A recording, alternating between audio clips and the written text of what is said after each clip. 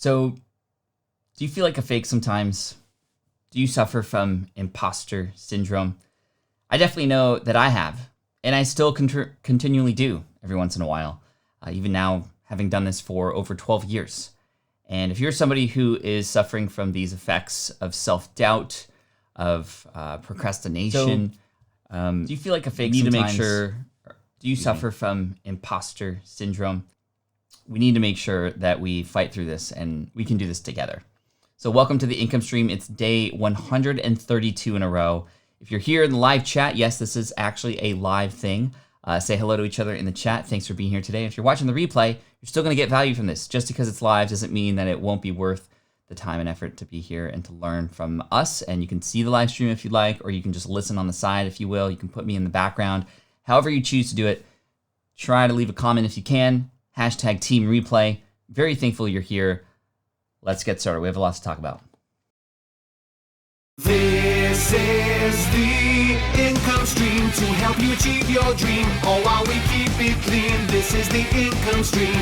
It's the kind of show where you can come and go, but then you leave inspired with no fee required. The income stream with Pat Flynn. Imposter syndrome is for real. That's what Sean here said.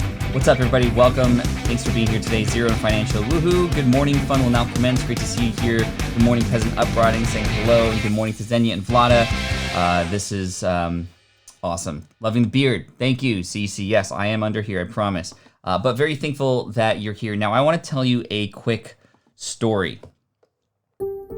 Back in 2008, I was laid off from the architecture career that I was fighting for and really loved, right? I was one of those people who had a 9-to-5 job who absolutely loved it.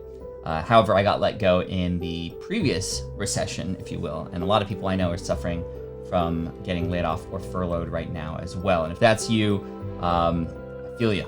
I understand. We have a lot of content here on the channel about exactly the steps that you can take to take skills that you have, talents that you have to not just go and look for a better job, but potentially even start something on the side or full-time on your own like I did. Anyway, I got involved with this internet business world by listening to a podcast called Internet Business Mastery, and I got really excited, right? I was listening to podcasts, I was watching videos about really amazing stories from people who were actually doing what I wanted to do, which was take some knowledge that I had about a particular exam and start an online business. To have a little bit more control, to have a little bit more freedom. I had done everything right up to that point, getting good grades in school, going to a great college, expanding my career, doing a lot of extra things in my job that I didn't have to try to make my job as secure as possible. And yet I still got let go. So I wanted to, and I vowed to see how I can figure things out on my own. However, so many times when I was building this business, imposter syndrome set in. So I wanted to build a website to help people pass an architectural exam.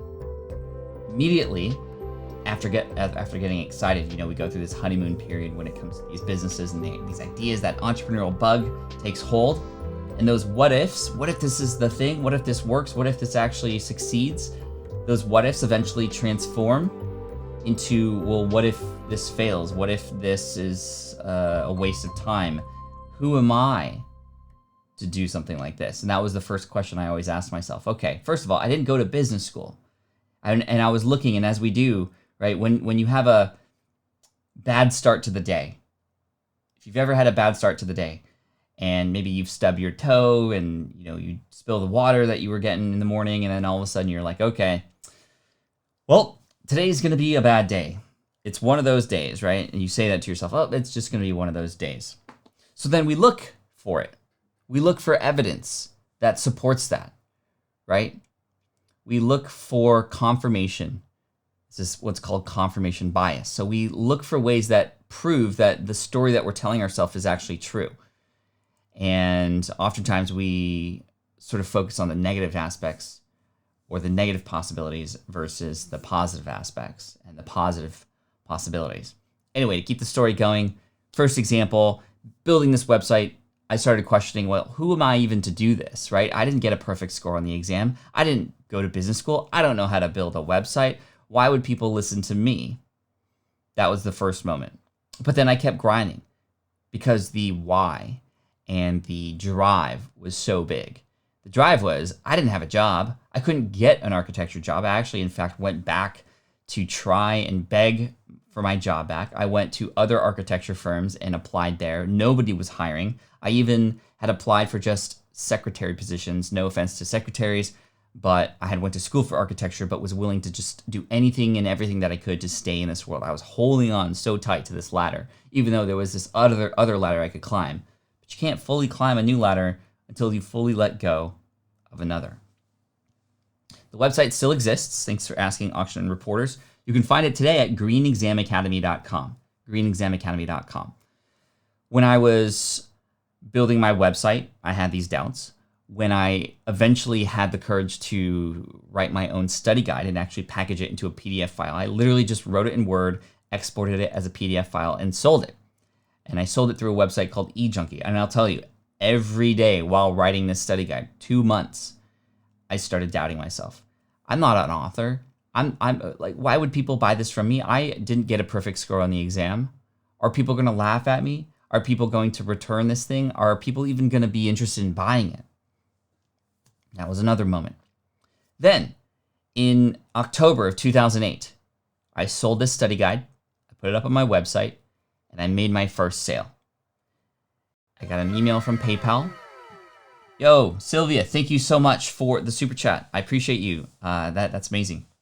That means a lot. Thank you. I made my first sale. Like, yay, Tiger Woods, fist pump. Yeah, we did it. And I was looking at this notification. I was like, oh my gosh, I made $19.99 minus $1.18 for PayPal, right? Because they take a fee. And then those moments of excitement ended up shifting to, well, what if this isn't good enough for them? What if they return it? What if they sue me because I was doing something I shouldn't? Who am I to do this? I'm way in over my head. Because literally I had no experience doing this. It was a ready, aim, fire approach. Ready, fire, aim approach. And I was worried the entire time. When I actually was close to hyperventilating, I started to get so worried and I started, I can't. So I went outside. I came back. 15 minutes later, there was another email. I'd sold another guide when I was hyperventilating and trying to get back in the thick of things.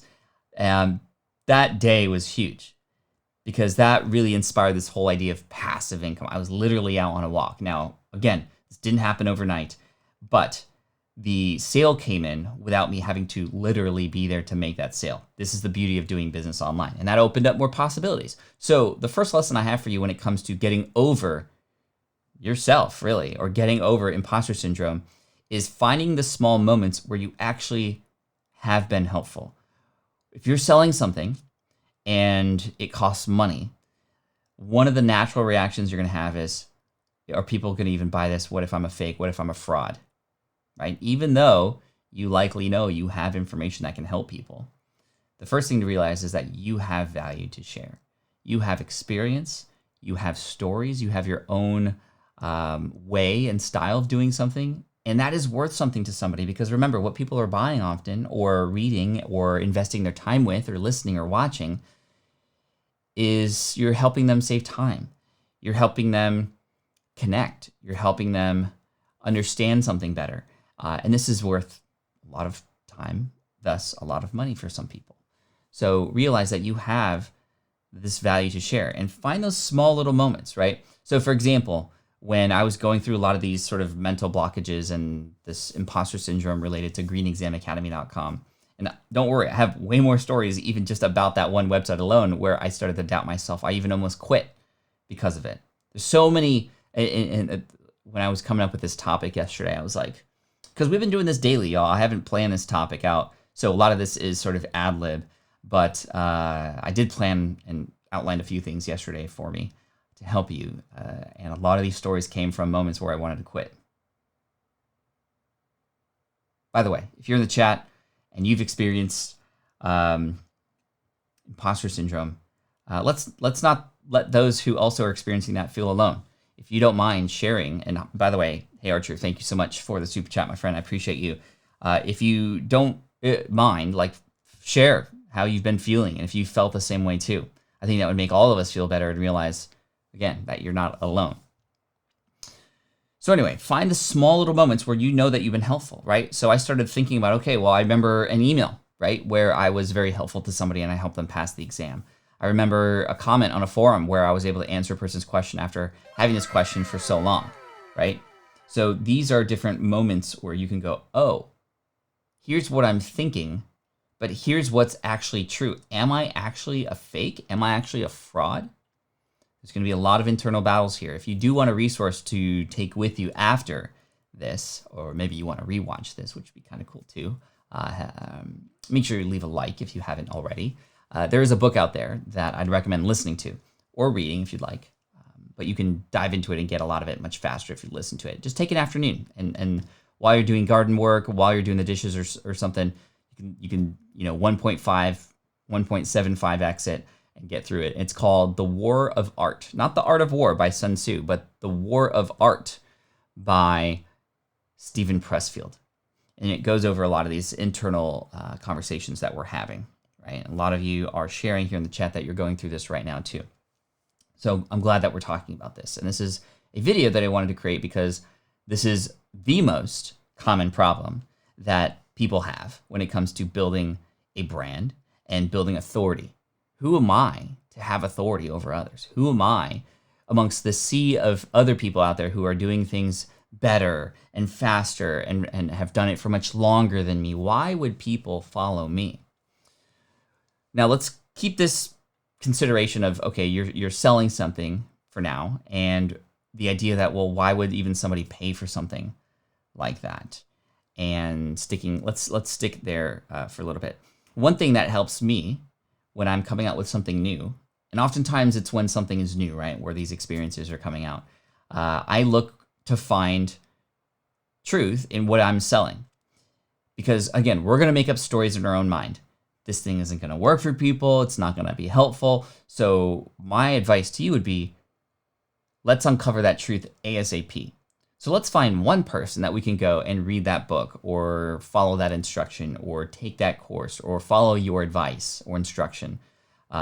Even before the course is created, sometimes you might need to do this because it's going to be a hard time creating the course when you don't internally fully 100% believe that this course will be helpful for people. So maybe you work with one or two people on the side first to walk them through this process, because what happens is when you do that, or when you offer people to go through the thing that you've built and they've read it or watched it or listened to it and they get results, when a person gets those results, even just one person, it completely removes, I would say, 95% of that doubt, right? There's still going to be some doubt, but getting a person, a client, a customer, or even a beta student or a winner of a contest, for example, to go through the process that you're teaching or to follow that instruction that you're teaching or selling, it unlocks everything. It unlocks the confidence that you need to then go out there and with grace and with confidence sell this thing. Because remember, what we sell is there to serve others, hopefully. It's when you are doubtful and you can't get anybody to go through it that you're either guessing. And how often do we, when we're launching something, we feel like we're guessing or gambling sometimes? Or we might actually be selling something that's not helpful. So let's actually uncover that truth and not let our brains make up these stories that may or may not be truthful. Super chat from Solar Gravity. Wow, thank you so much for that. If you want to increase your success rate, double your failure rate. Thank you for that. The idea of failure, which we've talked about last week, is absolutely key as well. We have to fail. This is another thing. Perfectionism can get in the way, and perfectionism becomes a part of this idea of imposter syndrome, right? How we feel like we have to follow somebody who knows everything and anything about it in order for it to be useful. That's not true, right? That's not true. If that were the case, I wouldn't be here today. And I'm still learning as I go too. Now let's keep going in this story. I had sold this study guide. I started to have doubts, even after getting customers, of whether or not this was actually helpful for people. And then eventually, those thank you letters, those thank you notices started coming in. People started passing, and I started to finally switch that story in my head that, wow, this thing is actually helpful, which then allowed me to lean into what I was doing even more, to be more confident in my messaging. Because if you're not confident in your messaging and your positioning on a topic related to this thing that you're talking about or selling, then how in the world could somebody else on the other end feel confident about that, right? Anyway, I started to gain confidence, and I started to lean into it, and my numbers started to shoot up, right? My numbers started to shoot up hockey stick style to the point where I was making from a $19.99 book. By the way, I increased it to $29.99. And even within that decision alone, I started to have imposter syndrome.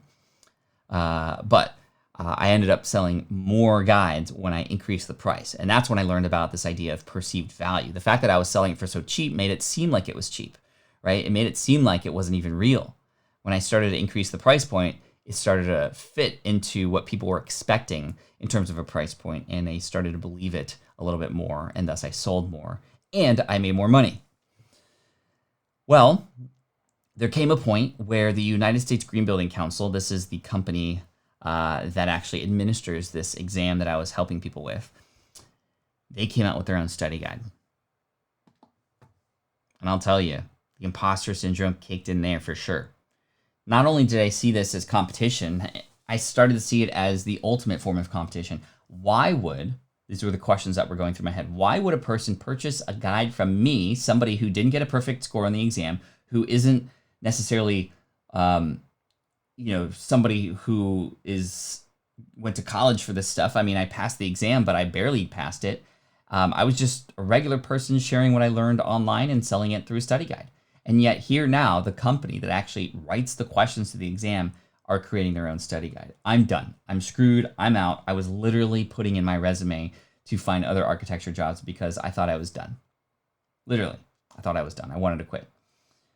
Well, the month that they came out with their study guide was my most profitable month, March of 2009.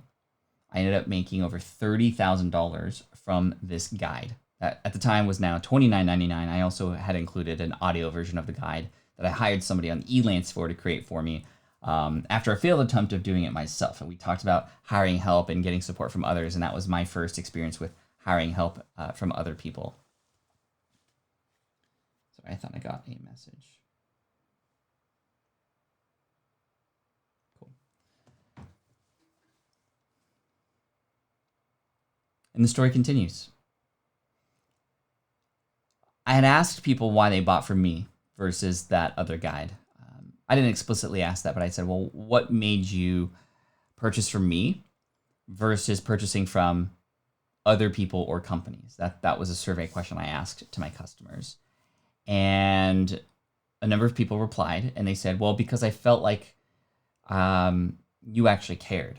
That was number one. So there's a way to overcome imposter syndrome, is to actually show up and care. That care is something, if it's true and genuine, is not something anybody could argue about. And that alone can combat imposter syndrome. Number two, they also said, well, I looked at the guide from the United States Green Building Council, but I felt like yours would be more helpful because you are where I was, or you are where I want to be. Or they said things like, I'm where you were not too long ago, right? So this gave me some lessons about how me being a smaller player can compete with the big guys, the ones who are on paper more qualified. You can make a direct connection with an audience more than those people, and thus you're no longer an imposter. You're actually a better resource, a more relatable resource, if that makes sense. Okay, the saga continues. Mark here says, being real, being authentic, and being you is the key to happiness and success, right? April here says, I find that I shrink in the presence of people who are already successful. Most people I encounter don't value those who have not yet achieved success according to their measurements. Right, that makes sense. And again, a lot of this may be us telling ourselves these stories when in actuality, you have as much, if not more value to offer than these other people who have, quote unquote, succeeded. May of 2009, I get a letter in the mail. It's actually a nice large letter from some legal counsel. I open up the letter, and it is from an attorney who is sending me a cease and desist letter on behalf of the United States Green Building Council. And immediately, without even reading every single word, I flip out. I don't publish anything on this website for a couple weeks. I feel like that I am not cut out for business. And if I was just going to put myself into situations like this all the time, not knowing something, getting into trouble, potentially putting my family at risk. We had just had literally, my wife had just gotten pregnant. I was like, you know what? I'm out, right? That's like what the dealers do at casinos. Nothing on my hands anymore. I'm out. But anyway, I still had to take care of this because I wasn't sure what was going to happen. So I reached out and I found an attorney who would represent me. And again, I never spent, like, first of all, I was very scared because I was like, ugh, attorneys, like, I'm going to have to spend like $1,000 an hour. But then I was like, oh my gosh, I could get sued for millions. What's going to happen here? Anyway, they read this letter and they basically said, well, it's not as bad as you seem to be making it out to be. And I was like, what do you mean? They're like, well, they're just giving you a cease and desist letter, which means you just got to stop doing something and then everything will be fine. And I'm like, oh, cease and desist. Why do they use big, scary words like that? Why don't you just, anyway. And then I was like, okay, well, what do they want me to stop doing? Well, they wanted me to stop using the word lead in my domain name. Thank you, Sylvia, for the super chat there, by the way, too. They wanted me to stop using the word lead in my domain name, LEED, which was the acronym, which was a trademark, Leadership in Energy and Environmental Design. The LEED AP, Accredited Professional exam, is the one that I was helping people pass, and I thought it was clever to have a domain that had in the lead like you're winning or like you're ahead, but Leadership in Energy and Environmental Design. And honestly, it was fine. I had that website for 1.5 years at that point, but I still was scared, and I didn't know what was going to happen. But all I had to do was change the domain name and everything would be fine. And I eventually found out that the reason that they reached out to me was because, in fact, they were very supportive of what I was doing. I was helping them make more money, in fact, by helping people pass the exam and get the confidence to take it and stuff. And this exam cost $375 to take, by the way, pass or fail. And it had a 75% fail rate. So you can see this was a very big exam and tough one. The reason that they reached out to me was because there were other people who had lead in their domain name who were sharing misinformation, who were not actually providing information in the best way possible. And in order for them to wipe them out, they had to wipe everybody out who was using the term lead in their domain name, right? So I was like, okay, I don't feel as bad anymore, but this still sucks. And I had to spend a few $1,000s on an attorney, and I had to hire a developer to do a 301 permanent redirect, which I eventually found out thanks to being a part of a forum. By the way, if you want to be a part of a cool community related to smart passive income and connect with other entrepreneurs like you, smartpassiveincome.com/pro. Check that out. A little plug for pro there. You can apply there.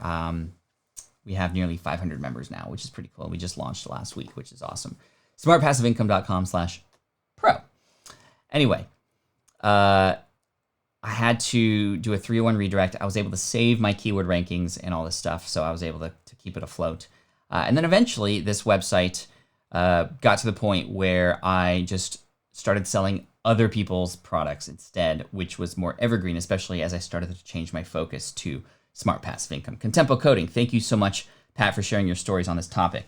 My pleasure. My pleasure.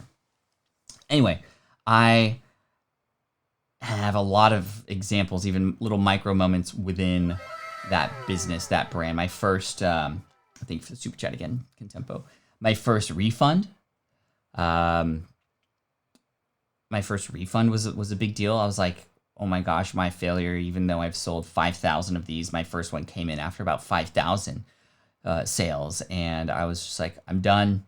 I'm a bad person. I'm not worth what I'm sharing here. I should go find another job. And in fact, even in mid 2009, I was still going in for architecture jobs. I was still holding on to that old ladder with one hand. There's no way I can climb this new ladder though, until I could fully let go of the one I was on. And it wasn't until I finally did that things started to really explode, not just in that Green Exam Academy business, but in my business at Smart Passive Income, which was initially written as a blog to do nothing but just share insights on what I was learning. And as this stuff was happening, I indeed shared this on Smart Passive Income, but then I started to gain some authority there. And then we started to get a new set of stories of imposter syndrome. Who am I to teach other people how to be an entrepreneur or start a website? Yes, I've done it before, but this is not what I do. This is not what I'm known for. There's way more other people out there who can do this better and faster, who have way more information. I don't know all the answers. Therefore, I shouldn't be able to teach. And it started as soon as money started rolling in. And money started rolling in because I started sharing a lot of the tools I was using. My first tool was a hosting provider, and then an email service provider, and keyword research tools, and these other things that I was using, and showing people how I was using. It never felt weird to put the affiliate link in there because it made sense. Like, hey, I'm using this tool. Here's how it's helped me. If you want to go through this link, it'll make me some money too at no extra cost to you. Everybody wins. But then once I started to get money coming in, $500 a month, $1,000 a month, $3,000 a month. Now we're making $20,000, $25,000 a month in affiliate marketing with various tools. More than that. In the beginning, I started to go, this isn't real. And I started comparing myself to others who weren't making as much money. And this was another form of imposter syndrome. Why do I deserve this? Why do I, not an expert on this topic, why am I making more money than people who are literally trying to make this their business, helping people build websites and things like this? I'm a fraud because I am making more money and I'm more successful than these other people who have went to school for this stuff. So therefore, I must be doing something snarky or snake oily. What's going on here? And this is where a lot of people, let me know if when we talked about imposter syndrome in relation to you, is that like the fear of success is definitely a part of this, right? Do you feel an imposter when you are feeling successful, right? Versus before finding success, you feel like you're not qualified or that it's not possible for you to succeed because you don't rank up to where these people are. Now the imposter syndrome changes and evolves into who am I to deserve this? And I'll tell you, this is the conversation I have with myself every quarter. At some moment in time, every quarter, I launch something, new, or we blow some numbers out of the water compared to last year because we do a lot of analysis and we look back at our old statements and we see how we're comparing and faring this year versus the previous year. And it's just like, man, is this real? Do I deserve this? And especially in the world and the way that we're at now, it's really a lot of stories that you can tell yourself about you versus others, right? And I think the biggest thing that we need to do, and you've heard me talk about this before, is not compare yourself to others, because that can do nothing positive. If anything, the positive part about it becomes a cocky way about it, versus comparing yourself to an earlier version of yourself, right? Comparing yourself to an earlier version of yourself. How are you getting better? How are you improving? How are you growing your own numbers compared to where you were before? So this is where I try to sit when it comes to playing that comparison game. I try to compare myself to my younger self, not just physically, like, oh, I didn't have a beard before and I look like a child and now I have a beard, and not like that. That's weird. I don't know why I said that. But what I mean is, am I growing developmentally, and mentally being the really key component of that, right? By the way, I've been talking a lot. I need to take a sip of coffee. Let me know that if you're in the chat here. We're halfway through. We start a half hour earlier on Wednesdays because I have to meet with, and I want to meet. It's not like, oh, I have to go to this thing. I want to. It's why it's the only day of the week where we shift the time here. But I have a mastermind call in about a half hour with some amazing people. And last Wednesday, we spoke about mastermind groups. If you're interested in that, just go back into the archive here on the Income Stream on the Pat Flynn channel. You'll find out more information about how to start, how to get involved, and what being in a mastermind group is actually like. Sip that Java, man. Thanks, Lewis. We're going to London today, by the way. London in the house.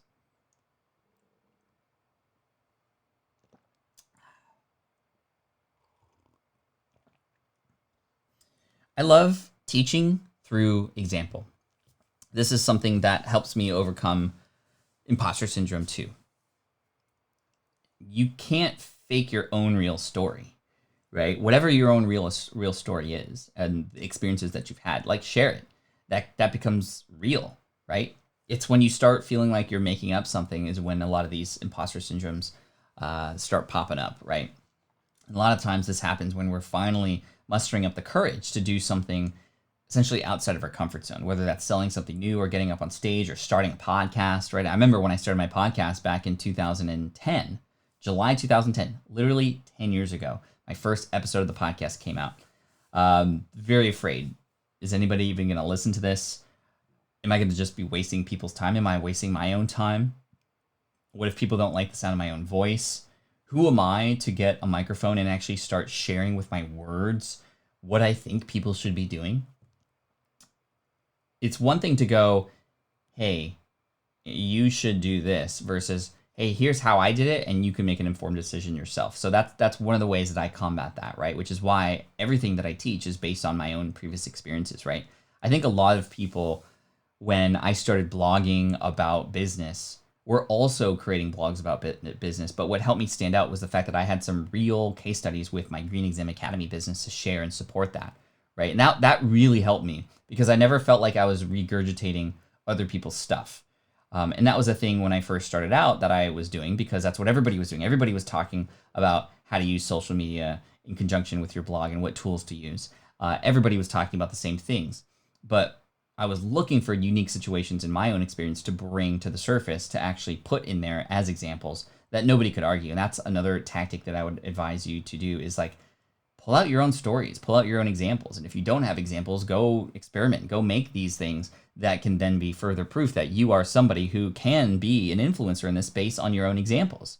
I worry about using that word influencer, by the way. I think leader, team captain, these are words that I like instead. But, we know what influencer means. It's the idea that people know, like, and trust you, and are now going to follow your direction and follow your recommendations, right? So they will do that when you yourself are confident in what it is that you're sharing.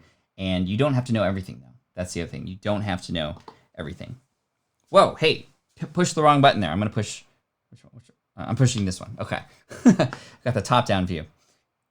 By the way, there is still coffee in here, by the way. Look at that.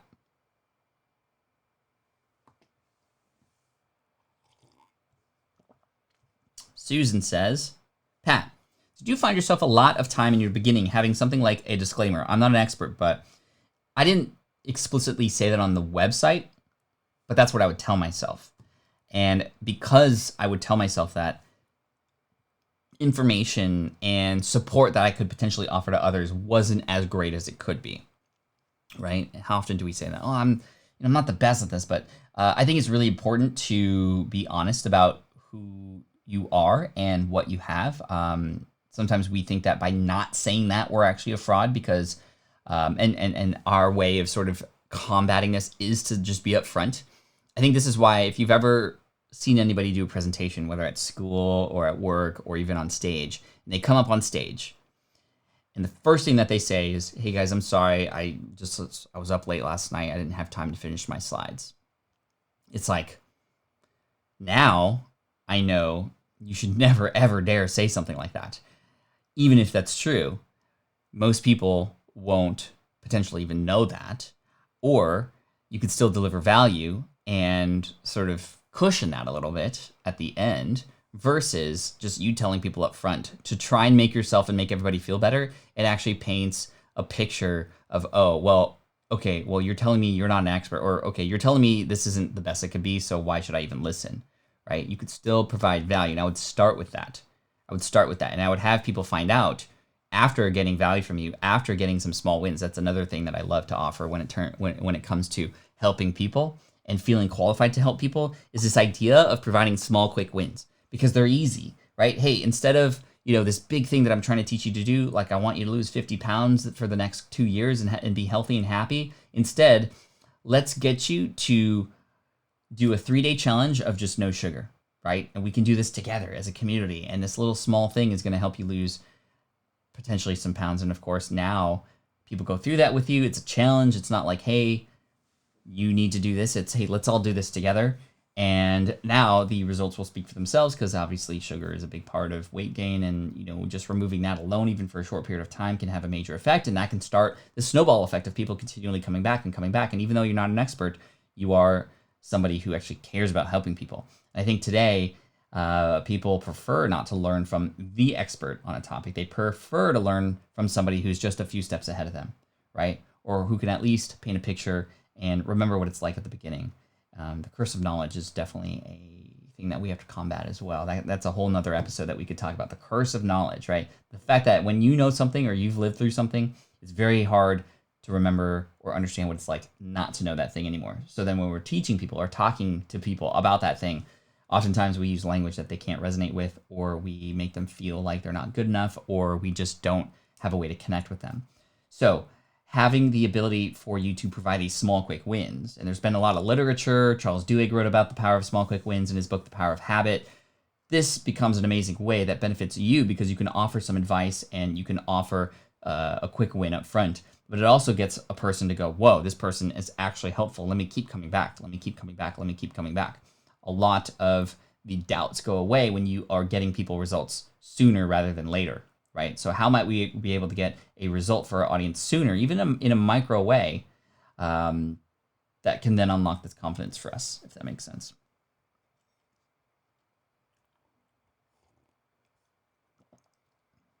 I felt a little dirty the first time I called myself an influencer. Yeah, for sure. And, the Fire Festival documentaries didn't help with that either, because that really painted a picture of this toxic world that some of us are sort of on the outskirts of as people who are also on social media with a lot of those people. Marla says, I have to admit, I'm a little freaked out that you are listening to my thoughts. I'm struggling with this now and redefining my niche. I posted in SPI Pro as well. Thank you, Marla. Yeah, I mean, this stuff is all the way up to the level of CEOs and millionaires, and those are just sort of categories of people. But within them, there are people who have self-doubts as well all the time. Before I get on stage, I always have self-doubts, but then I remember why I'm doing what I'm doing. And if I can even help just one person, and if I know and have proven that what I'm sharing is actually something that can help, whether it's through sharing my own experience with something or sharing somebody else's experience with something, that can help combat a lot of the stories that we tell ourselves. And this is really where it's at. It's up here, right? If you don't fix what's going on up here in terms of the stories and the doubts, we can rewrite any of those doubts to be something that can be positive, right? It's sort of like flipping the limiting beliefs on their head. And that is where a lot of the growth can happen. But it's definitely something that feels fake and made up front, I will tell you. Because it's easy to just go, oh, well, I don't think I'm an expert. Okay, well, I'm just going to tell myself I am an expert. And now you go, okay, well, who am I kidding? I'm just saying that. Like, how does this matter? Which is why I keep saying, okay, let's get some people some results to go to the truth, right? First principles. Elon Musk talks about this a lot when it comes to discovering and doing anything. Like, let's break this down to just the bare bones minimum, the atoms, if you will, and let's rebuild it and actually find some truth there, right? So for me, for example, when I have doubts where, I'm sharing perhaps a new topic, right? We're developing a webinar course right now for launch probably in the September to November part of this year. It's like, well, I only recently started doing webinars last year. I've done, I've done over 100 of them, and we've come up with a formula that works really well. But there are people out there who have done thousands of them, and people who own these companies that are all about webinars who could do this stuff much better. But then I go, okay, well, I've trained a few of my students to do some of these webinars already, and they've knocked them out of the park. They've made tens of thousands of dollars in launching. They have grown their email lists by thousands by doing these webinars. So although, yes, there are other people out there who can do and teach perhaps based on their much larger experience and much deeper understanding of the space. Well, I also know that I have a lot of unique things that I could share within this as well that me and my team have developed, and that is actually going to work, right? So what we're going to do is when we launch it, we're going to launch with a beta group again to further validate it, to also run people through it, and then collect testimonials at the end. And I'm confident that what we're going to teach is going to work. Just absolutely confident now. Yet still, these doubts keep creeping in, right? And I just remember, okay, well, that's a sign. This is what Stephen Pressfield says in The War of Art. These doubts that come in are a sign that this is actually important to you, that this is actually something that matters, and that there likely is, if you overcome these fears, there's likely something amazing there on the other end, right? Every time when I think back at my own experiences and the achievements that I've had and the success that I've had from small to big, oftentimes right before that success was achieved, there was something that I feared, right? before I started my podcast. Deathly afraid of having it be put out there, having my voice out there. I procrastinated for a year and a half before getting to that point, getting up on stage, and how frightful I was of that. But now, having gone on stages and have been speaking all around the world and even now getting paid for it, realizing that, wow, I actually am somebody who can actually do this. So I look back and I'm like, wow, all these amazing things and platforms that I've been on and opportunities that have happened have always come as a result of me choosing to flip that fear into excitement. And now I look toward that. I go, okay, well, what's scary that I can work on now? What is going to make me a little bit nervous? Because now if I know it's going to make me a little bit nervous, I know that it's going to be that important to me to make sure I do it right and make sure I help people. And there's likely some amazing things that can happen. And now with SPI Pro being the latest thing, right? I'm so nervous about SPI Pro because we once launched a membership platform before in 2010, and it was an absolute failure. It was called Breakthrough Blogging. It was for blogging. And we spent $50,000 to put all this stuff together. It took about 6 months, and it was amazing. And it was a complete failure.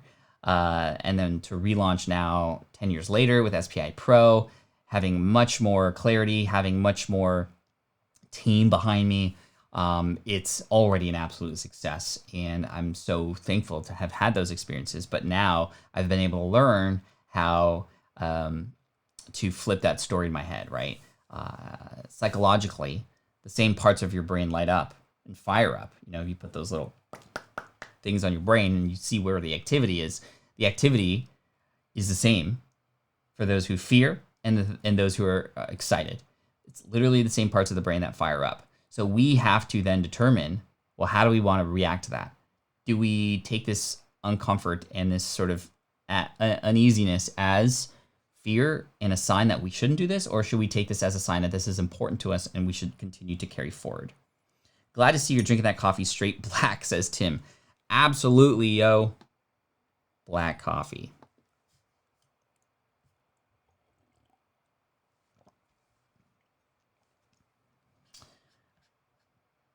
Marshall Body says, I found for me, if I feel fear about something, it is a sign of something better for me. So far, that has always been the case. Absolutely. Thank you so much for that. Let me get that louder for you. Big bruh for you. I love that. Honestly, if you're not a little nervous every time you click the publish button, you've lost the spark and are overconfident. You're overconfident or you've given up, for sure. Time to audit your world. I love that. If you're not a little bit nervous every time you hit publish, that's great. Nice sound effects. Thank you, Free Spirit. So which parts of this conversation, and again, we're just having a conversation here. I'm not going to tell you, all right, here are the 10 things you need to do to get over yourself, right? That's not why I'm here. I'm here to share with you that, number one, you are not alone. See the chat? We're all in this together. Number two, we have to understand what these signals mean. Number three, I've given you some tactics, some strategies based on my own stories and experience to help you combat imposter syndrome, to realize that you are of value, that you have something to share, that people do want to hear from people like you, even though there are others out there talking about the same thing.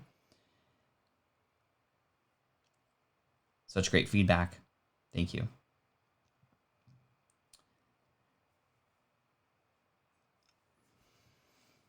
Yeah, even today, or not today, I haven't had time to have my sip of imposter syndrome yet today. And it doesn't happen every day. And eventually, as you do this more, you'll see the pattern and you'll get to understand how you behave, right? You're going to go through the same behavioral patterns over and over and over again. And the more that you can catch yourself, the more that you can call yourself out on those, the more likely you are to change and flip that story and turn that limiting belief into something that is now an opportunity. And again, like I said, and what Solar Gravity said is like, now I look for that nervousness, right? And I use that as a litmus test as to where might I go next, right? Awesome stuff as usual. Thank you. Need my daily dosage of Flynn daily. I can't believe we've been doing this for 132 days straight, y'all. That is crazy. And I don't see it ending anytime soon. You know, there may be a time change when school starts next month, but I'm definitely going to be continually showing up for you. I don't imagine I'll be doing this forever, to quote Sandlot, but I definitely imagine that this will still continue. Perhaps not daily, but definitely this has been a joy. I used to fear getting on camera. I used to have imposter syndrome when it came to doing anything live. I never thought I was good enough. I would always look back in my past and go, oh, well, here are the reasons why I'm not good. That one time I forgot what I was going to say, or that one time where I didn't have anybody show up, or that one time, and we look for these little, again, this proof, going back to what I said in the beginning, let's take this full circle. It's like when you wake up in the morning and you stub your toe, or you spill your water and you're like, oh, it's one of those bad days. You have a choice. You have a choice to now focus on all the other little things that happen that then confirm, confirmation bias, that this is going to be a bad day. Or, like with imposter syndrome, you have a choice to go, no, right? No. I am not going to have you dictate the rest of my day. The water, how is that for an effect? No, stop. It's almost like, I remember seeing something that was like Krav Maga or something where, there's people in giant suits and then there's other people who are like defending themselves and they have to like yell, no! Sorry, it's getting a little weird here. What's in this coffee, by the way? You have the ability to choose how you want to react to those events. And those are little micro events, right? Little spillages in the day that make you go, oh, today's a bad day. You make that choice that today's going to be a bad day, guess what? It's going to be a bad day, right? But you can choose to go, well, that event has nothing to do with what I'm about to do next. So let's reset and let's go at this in a great way. There's a question here, I think, from Kwalk. Is that true? Live it, Pat. So many times we feel like we are walking a journey alone, but then we talk with others and see that others have gone through the similar fears and struggles. Thank you, Rhino Dog. Appreciate you. And yes, agree. Yes, this is why I love you, Pat. You are in conversation with us, giving us the top 10 bullet point by bullet point. I always feel heard here. You are all heard here, although I can't obviously position y'all up here like this. What's up, Leslie? Good to see you here. Leslie is in the mastermind group that I'm about to chat with in about 10 minutes. Doing some amazing things. In fact, there's a code when it comes to mastermind groups. Like, you don't tell people what stays in what happens in the mastermind group stays in the mastermind group. But I can tell you that Leslie last week blew us away in terms of decisions that were made based on conversations that we had. I like this. Kwalk comedy. Choose your weather. Yeah, this reminds me of a quote. I can't remember who quoted it, and I don't even remember the exact quote. I apologize. But it was this idea that, like, hey, when you're, I think it was in relation to kids, and in fact, how to be a parent that teaches your kid good lessons, and whatever the book, or I don't remember where I got this from, but it was this idea of like, okay, if it's raining outside, to not tell your kids or tell yourself, oh, it's raining outside, and having that just reaction to rain, well, it's raining outside. Nothing else changes. Just we'll get wet if we go out there. Let's continue on, right? And even positioning it as, hey, it's raining outside. Let's go out and let's just feel the rain. And yeah, you're going to get wet and you're going to understand, okay, wet doesn't always equal good, but it's just the rain. You cannot control whether it's raining or not, but you can control the way that you react to it. So thank you, Kwalk, for that, because it made me remember that story. And it doesn't rain here very often in San Diego, but when it does, people freak out. They freak out, right? And this reminds me of the story. And in fact, maybe we can end on this. I can play a video for you. Many of you may have seen this video. Many of you may have not. But this speaks to the idea of certain things are going to happen that you will not have control over. But you always have control over the way that you react to these things and the story that you tell yourself about these things. I had brought my son, Keone, to Philadelphia.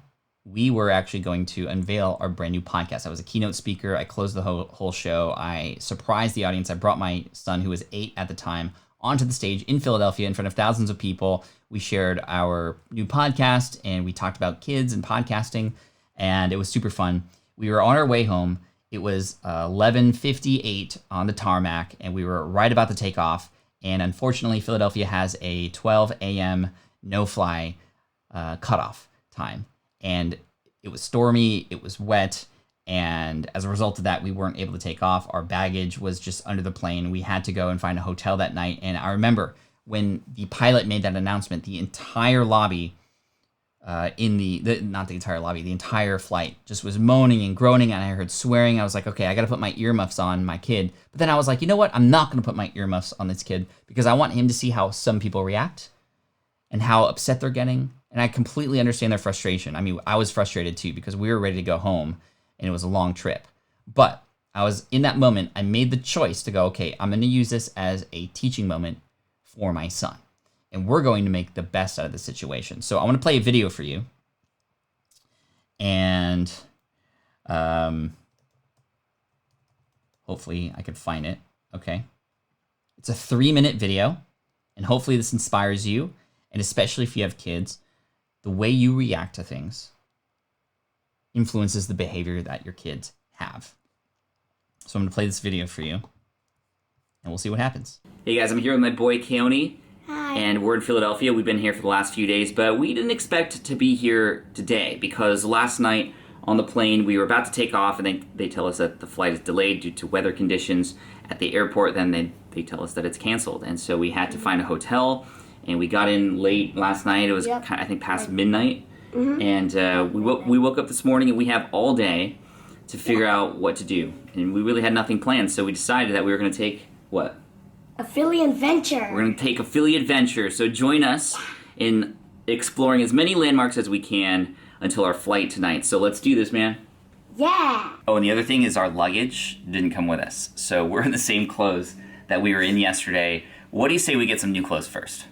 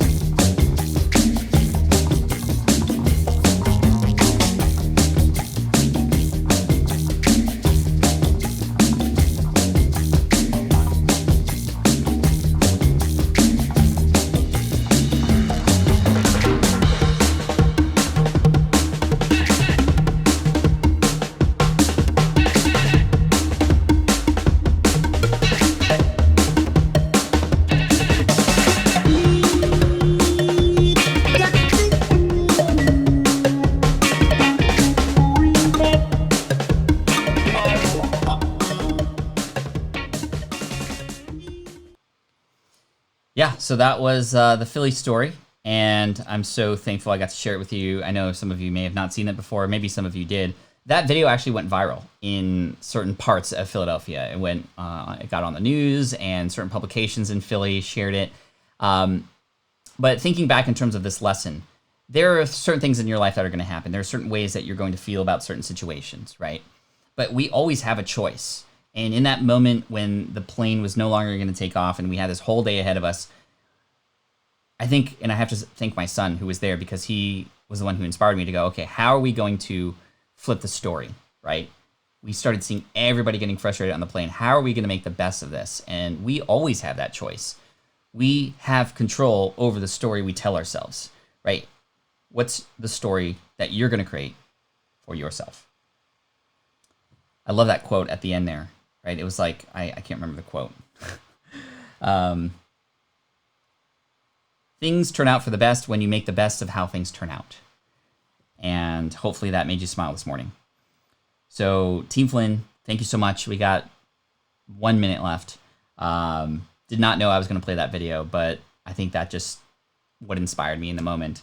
And hopefully it is something that can help you as you move forward through the battles that you're going to have with yourself. Because really, this is what defines and separates those who are successful versus those who are not. It's a journey. It's a long game. However, through that, you're going to have to fight mostly yourself. And despite competition, despite algorithms, despite any of these things that we don't have control over, the one thing that you do have control over is how are you going to take what's in front of you and move forward and move through it? What's the story that you're going to tell yourself? And hopefully you can find other people who are going through the same story with you, because that's going to help you as well. Finding other people and banding with others, whether it's here in the income stream each morning or in my membership community at smartpassiveincome.com/pro, or anywhere else that you might find other people like you. Band together, support each other. That's going to help you through. And you get to define what your future is. Thank you so much.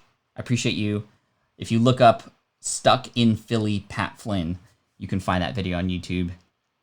Very thankful that a lot of you enjoy that and thankful for your support here. So tomorrow we're going to start regular time. patflynn.com/theincomestream is where I want you to go. And yeah, I appreciate you. Thank you so much for allowing me to show up here every day for you. I'm going to continue to show up for you 8 a.m. Pacific, 11 a.m. Eastern tomorrow. And looking forward to seeing you then. If you'd like to catch myself and my son streaming, we are going to be streaming today at 2 p.m. Pacific. 3 p.m. Pacific on Twitch. Twitch.tv/hotcoalsonly. That's our gaming channel. We use that time to bond. I use that time to teach lessons through a lot of the failures that we have while gaming. It's a perfect scenario, and plus we have a lot of fun and crack up a lot too. So twitch.tv/hotcoalsonly, and look forward to potentially seeing you there. Give us a follow. Thanks so much, Team Flynn. I appreciate you, and as always, Team Flynn for the win. Peace out, y'all. This is the income stream to help you achieve your dream, all while we keep it clean. This is the income stream. It's the kind of show where you can come and go, but then you leave inspired with no fee required. The income stream with Pat Flynn. Thank you. Thank you. You are incredible. You are worthy. You have value. You can change other people's lives. You can sell and serve at the same time. Peace out, y'all. Bruh.